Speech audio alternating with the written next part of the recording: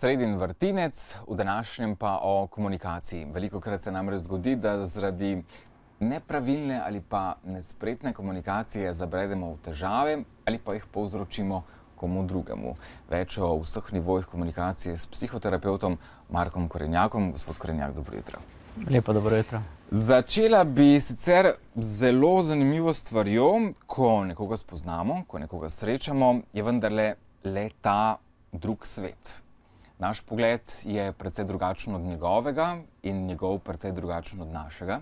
Če gre za družaben dogodek, lahko tudi močno brcnemo kozla s tem, ko rečemo nekaj, kar ne sodi v njegov pogled. Kako morda začeti komunikacijo? Ja, res, tukaj ste zadeli žebljico na glavico, ne? Vsak od nas ima svoj model sveta, svoj pogled na svet, na svoj način si organiziram, kako dojemam dogodke iz moje okolice. In zanimivo pri tem modelu je, da vsak od nas ima svoj model, ne? Ampak vsi smo prepričani za svoj model, da je enak vašemu modelu oziroma modelu sogovornika. Mogoče celo, da je najboljši, ne? Saj, če je naš najboljši, ima ostali tudi podobnega. Ampak so naši modeli sveta popolnoma različni. Kaj je torej pomembno za dobro komunikacijo, da začnemo pogovarjati o vremenu, kot Angleži, ali vendarle na kakšen drugačen način? Ja, ta small talk nam zelo manjka, ne? Bi bilo fino, če bi se znali o tem sproščeno pogovarjati. Ne vem, se mi zdi včasih, da gibamo med ekstremi, ali se pogovarjaš o popolnoma intimnih stvareh čisto, ali pa si čisto na površini. Imamo ena A temo za Slovenijo in to je vedno, ko se pogovarjaš o kakih zdravstvenih zadevah. To se vedno vsi radi pogovarjajo, ne? Bistvo dobre komunikacije je v tem, da najdeš eno temo, ki je tebi skupna z sogovornikom.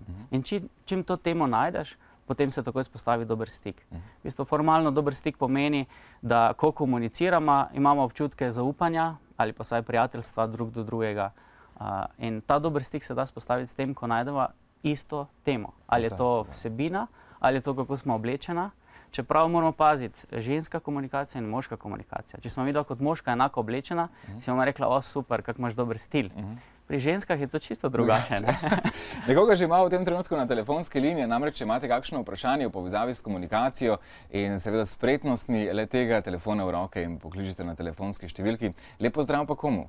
Dobro jutro, Matej. Dobro jutro, izvolite. Ja, Irena Kramberger tukaj. Jaz vas lepo pozdravljam, kakor vašega tudi sogovornika. Glede komunikacije me zelo moti, ker se eni tako fino držijo, ko mislijo, da so ne vem kaj, pa bojo ravno tako mrli z mano vred in to me zelo moti. Lep pozdrav pa srečno. Super, najlepša hvala. Pri komunikaciji namreč je ravno gospa Irena opozorila, da ne gre za zgolj verbalno komunikacijo. Ta je dejansko manjšinski del komunikacije med dvema človekoma. Ja, res je, raziskave komunikacije, medosebne komunikacije so pokazali, da vsebina, o kateri se mi pogovarjamo, predstavlja zelo majhen del. Velik del predstavlja način govora, kako uporabljam svoj glas, ali imam visok glas, nizek glas, in največji del, skoraj 55 ali celo 60%, pa v komunikacijo prinese neverbalna govorica telesa. In če je fino, da je to usklajeno, takoj se da opaziti, če stvar ni usklajena. Da jaz govorim, kak mi je v studiu fino, pa kak je fajn to sedeti, pa čudovito je. V bistvu moja neverbalna komunikacija pa kaže čisto nekaj nasprotnega. Ne?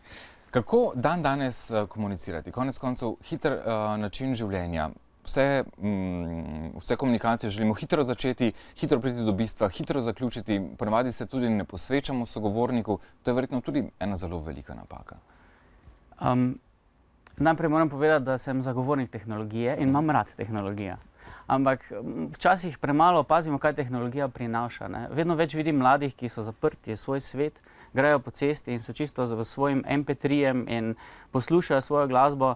In vsaka naslednja generacija, ki raste v tem izobilju, je vedno bolj navajena, da dobi vse takoj. Takoj dobi ta program, takoj dobi to glasbo. V medosebni komunikaciji pa je to čisto drugače. Odnos je treba zgraditi in tukaj ne gre. Pri pesmi, če mi ni všeč, dam naslednjo na MP3-jo. Pri ženi, če mi ni všeč, to ne gre tako enostavno, da bi kar predstavljal, ne. Tako da za komunikacijo pa za grajenje odnosa si je vedno treba vzeti čas. Čas je pa v današnjem času problem, zato je fino se malo izobraziti v komunikaciji, da potem vsaj neke stvari, ki pelje v dober odnos, delam. da ne delam kar v prazno. Ne. Telefonski klic že imamo naslednji. Lep pozdrav, izvolite. Dobro jutro. Dobro jutro. Jaz imam nekje dva vprašanja, ne se pri telefonu. Prvo vprašanje je to, ko se z nekom pogovarjamo, prijazno, lepo, in te posluša, v resnici je zmeraj nad tabo, zmeraj vse tvoje, kar poveš, on je najbolj pameten, on je najbolj zna, te pač enostavno ubije, noče se spustiti na tvojo raven, ampak te zmeraj poniža na najbolj zna. To je prvo. Drugo vprašanje pa je, če imaš sogovornika in se trudiš, sama ste v prostoru, govoriš in ta obrne glavu in rečeš, a me ne gledaš, pa odgovori, ja, saj te poslušam. In to dobesedno mene razjezi in najraje bi prekinila pogovor. Hvala lepa za odgovor, poslušala bom po televiziji. Najlepša hvala za vaše vprašanje in vaše mnenje. Kako torej s sogovornikom, ki se do nas obnaša, vede ali pa nam daje občutek vzvišenosti? Ali pa za nas potem manj vrednosti? Da sem mislil začeti pri zadnjem vprašanju, ker nam bo lažje priti do prvega. Ne? Zadnje vprašanje, stik z očmi je zelo pomemben za komunikacijo, ampak moramo vedeti, da vsak ima svoj model sveta. V teoriji, iz katere jaz prihajam, to je neurolingvistično programiranje, verjamemo, da obstajajo 3 vrste ljudi. In to je vizualni človek, auditivni človek in kinestetični človek. Vizualni je tisti, ki rabi stik, zato da čuti, zato da vidi, da je v komunikaciji. Teh nas je večina. Ja, po nekaterih novejših raziskavah naj bi celo 75% ljudi bilo nagnjenih k vizualni komunikaciji, kar je čisto iz praktičnih in bioloških razlogov že odprej. Ampak obstaja en del drugačnih. Recimo auditivni človek, mu vizualni stik z očmi ni tako pomemben, bo raje malo nagnil glavo, da vas boljše sliši. Je v komunikaciji, sliši, kaj govorite, ampak ne potrebuje tako očesnega stika. Ali pa kinestetični človek, ki se ga najlažje da prepoznati potem, ko vam da roko in medtem, ko se že z vami pogovarja, vas še kar drži za roko in vam govori ali pa celo potrplja po ramenu. Recimo za vizualce je to grozljivo, da te nekdo potrplja po ramenu. Že razumevanje teh 3 tipov lahko zviša mojo toleranco do drugačnih. Kar se tiče očesnega stika, moramo pa vseeno povedati, da očesni stik je povabilo v komunikacijo. Osnovno neko pravilo ali bonton je en očesni stik za dobro komunikacijo. Kaj pa to, torej vzvišenost sogovornika do nas? Ja, to je bilo pa zdaj že drugič skoraj. Fino je, da razumemo tudi ozadja, ki so zadaj. Mi se ne vedemo tako kar zlepa, ker bi se tako želeli, ampak imamo v sebi stvari, ki nas silijo v to, da se vedemo na določen način. In če nekdo ima občutek, da ga njegov partner nima rad, ga bo stalno spraševal, kaj me imaš rad? Me imaš ti res rad? A me imaš kaj rad? Če pa v sebi veš, da te ima rad, ne rabiš tolikokrat poudarjati to. Torej, po drugi strani, če nekdo misli, da je premalo izobražen, da nima dobrega dela, da je nepomemben, pol mora za eno fasado to skriti in pol je bolj vzvišen, pol je bolj napadalen. Ali pa ljudje, recimo velikokrat sem videl profesorje, ene, ki so veliko znali, pa so bili čisto človeški, pa si ga lahko vprašal karkoli. Ali pa ene, ki so bili tako, da ga nisi smel vprašati nič, ker mogoče nima odgovora na tvoje vprašanje. In mu je fasada omogočala, da je ta svoj model sveta Vzvišenost torej lahko fasada neke naše notranje nesigurnosti tudi. Ja. Še en telefonski klic imava. Lepo pozdravljeni, izvolite. Halo, se slišimo? Dobro jutro. Dobro jutro, izvolite. Alenka. Izvolite, gospa Alenka. Alenka iz Postojne kličem. Izvolite. Pozdrav obema v studiu.